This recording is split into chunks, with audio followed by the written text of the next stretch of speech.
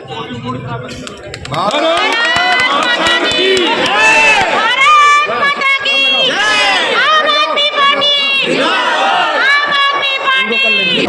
तस्मात् ज्ञाता सर्वभूता संप्रीतं प्रगदाजन्म इस्लाम चक्रीवाप्यानारण्यागमासे स्वाहा। ओम तस्मात् ज्ञाता सर्वभूता सामान्य जगदे चंदावंशी जगदे समाजाय स्वाहा। तो लोगों के कहना था कि चुनाव कार्यालय बड़ा होना चाहिए और इसलिए चुनाव कार्यालय का हमने उद्घाटन किया। अब देखते ही हैं कि सैकड़ों की संख्या में लोग पदयात्रा में जाते हैं, फिर उसके बाद पूरे कॉन्स्टिट्यूंसी में काम करते हैं। तो अब एक ऐसा जगह जहां पर अगर संख्या ज़्यादा हो तो वो ठीक से बैठ पाएँ, वहां पर अपना कोई काम कर पाएँ। यही कारण चुनाव कार्यालय का आज हमने उद्घाटन किया है।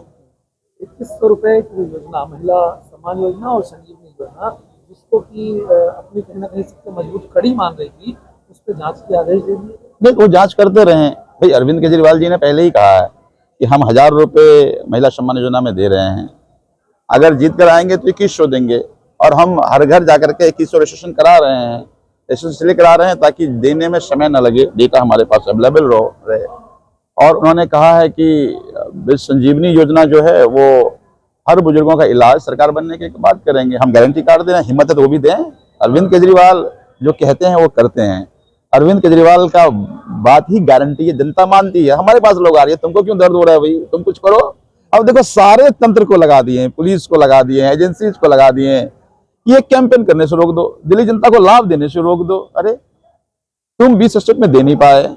अरविंद केजरीवाल पहले भी चाहे बिजली हो, पानी हो, शिक्षा हो, स्वास्थ्य हो, मुफ्त यात्रा हो, महिला को बसों में यात्रा हो, ये सारे दे करके दिल्ली की जनता का भरोसा जीता है।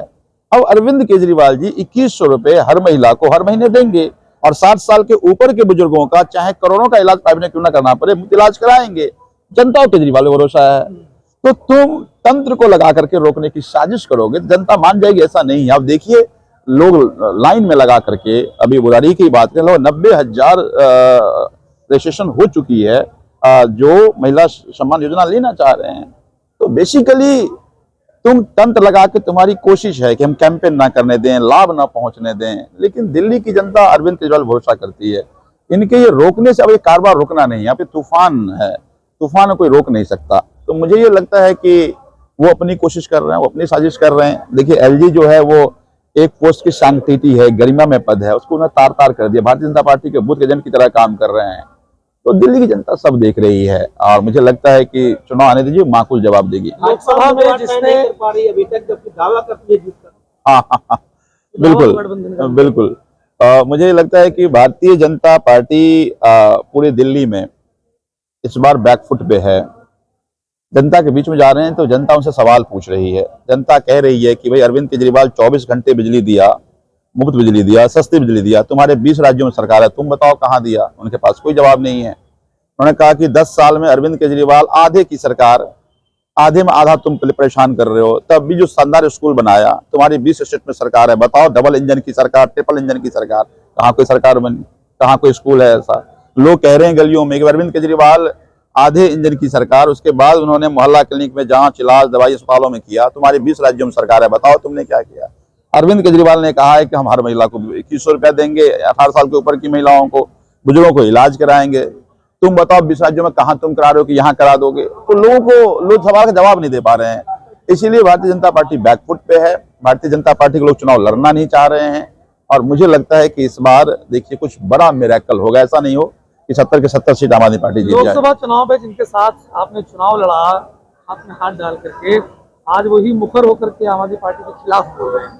देखिए लोकसभा का चुनाव हम बड़ी लड़ाई लड़ रहे थे।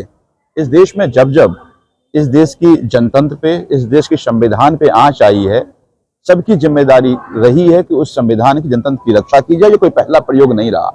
आप याद कीजिए इमरजेंसी के समय में भी सारी अपोजिशन इकट्ठा होकर के इस देश के संविधान की बचाने की लड़ाई लड़े और फिर सब लोगों को माकूल जवाब मिला। तो लोकसभा का चुनाव इस देश में जिस तरह से सभी संविधान, आप बताइए ना, दिल्ली पुलिस को इसलिए लगा रहे हैं कि यहाँ का रजिस्ट्रेशन ना हो। भाई दिल्ली पुलिस को कहाँ लगाना चाहिए ताकि चोरी ना हो, मोटर की चोरी ना हो, बाइक की चोरी ना हो, नशे ना बिके, चाकू ना चले, वहां तो पुलिस को नहीं लगा रहे हो। तुम आम आदमी पार्टी के कैंपेन को और आम आदमी पार्टी जो लाभ दे उसको रोकने के लिए लगा रहे हो। तो तुम इंस्टीट्यूशन को तुम कंट्रोल कर रहे हो ना, जिस तरह से ईडी सीबीआई को कंट्रोल करके सभी अपोजिशन को जेल में डाल रहे थे, तो बचाने की लड़ाई थी। मुझे लगता है कि दिल्ली में आम आदमी पार्टी ने 10 साल में काम किए हैं और जो आगे योजना हम उसको लेकर के जा रहे हैं। तो इसलिए भाई जनतंत्र में चुनाव लड़ना सबका अधिकार है, ये जनतंत्र की ब्यूटी भी है। जनतंत्र मतलब 100% कंसेंट नहीं है, मतलब डिसेंट है कि हम आपसे असहमत हैं और वो असहमति को भी स्वीकार, मानता हूं कि भारतीय जनता पार्टी असहमति को बर्दाश्त नहीं कर पाती, लेकिन जनतंत्र में जितनी असहमतियों को सहमति की तरफ ले जाएंगे वही जनतंत्र है। तो मुझे ये लगता है कि आज सब अपोजिशन के अपने अपने जनतांत्रिक अधिकार हैं, खुली लड़ सकते हैं चुनाव, कांग्रेस लड़ रही है और लड़े चुनाव। लेकिन मुझे लगता है कि कांग्रेस की 10 साल की सरकार, 15 साल की सरकार दिल्ली में रही, कांग्रेस पे लोगों का भरोसा नहीं है। कांग्रेस दिल्ली में कहीं दिख नहीं रही है, कांग्रेस का कहीं कोई कैडर नहीं है। तो मुझे ये लगता है कि कांग्रेस ऐसे तो कहीं कुछ इस तरह से दिख नहीं रही है, लेकिन मुझे ये लगता है कि इस बार भारतीय जनता पार्टी भी कहीं नहीं दिखेगी, ना दिख रही है। तभी मैंने कहा कुछ बड़ा मिरेकल इस बार होने वाला है।